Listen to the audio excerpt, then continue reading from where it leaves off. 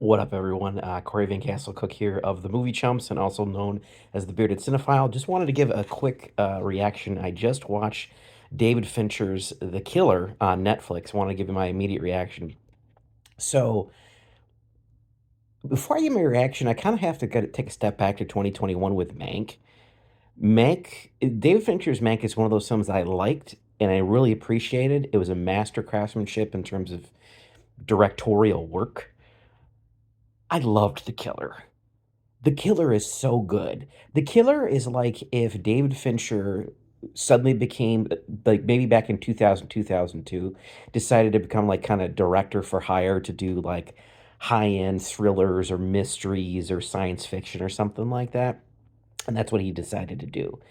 It's slick, it's quickly edited, it's not flashy, it's intense. Like I was just kind of stuck in my chair for like 2 hours, riveted to the screen, watching Michael Fassbender go on his calm, calculated path of revenge, and listen to the Smiths the whole time.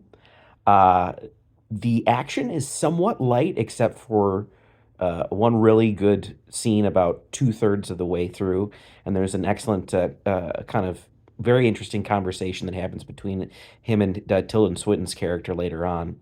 Um, and I'll say this: it almost feels like the an anti-Fancher film. I don't really know how to describe it. There's his distinct style that's there.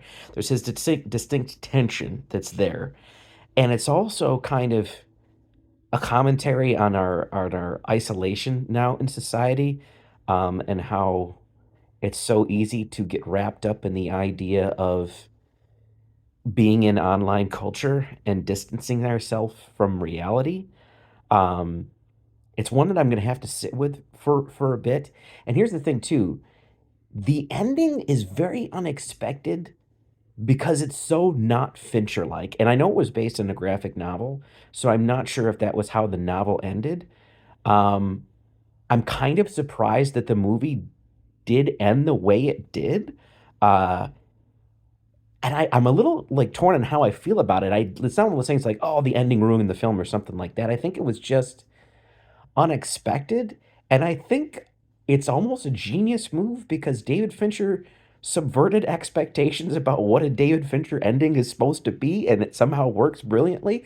I'm just saying, I think this is one of the best films I've seen this year. Like I flat out, I wish I would have gotten a chance to see this in the movie theater. The narration definitely works. It's a very heavily narrated film, for the most part, but it's very much a commentary on living in a post-COVID society, about work from home mentality, about how being an assassin can sometimes be as workaday you think is like working at a IT corporation or something like that. It's hard to describe.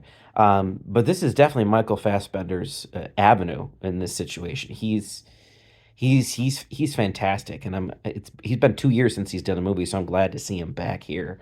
But I think I'm gonna revisit this one again before the end of the year, just because I was like sitting here and just entranced and spellbound by this film. A lot of people are calling this like lesser Fincher, that it's just not quite as good or whatever. And I don't know, man. I think this is one of the better films he's done. It's just great. I had a fantastic time. I can't wait to talk about this on Movie Chumps. I can't wait to do this as a review on the Bearded Cinephile channel. So that's what I thought. That's my quick thoughts here on The Killer.